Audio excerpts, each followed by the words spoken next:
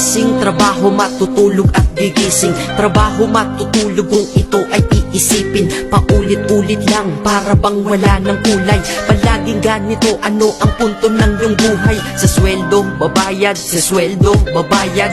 Kakasweldo lang pero ubos ang pera kagad. Ito ba talaga ang binigay na kapalaran? Hindi ka mabubuhay kung hindi mo babayaran. Mahirap pala to, sana maaga kong nalaman. Para kang malayang preso pag di ka anak mayaman. Dahil aking napuna kapag bumiyahe sa umaga. Mga tao sa paligid ko hindi rin maligaya. Tayo ay mga alipin sa moderno na lipunan. Magandang kinabukasan kailangang pag-ipunan. Pero pagkatapos nun, ano ba ang kasunod? Ika'y magkakasakit, mamamatay ka ng pagod. Di ba napakalupit? Ganito ba talaga? Habang nabubuhay ka, pera ang mahalaga. Kaya magtrabaho ka, magbanat ka ng buto.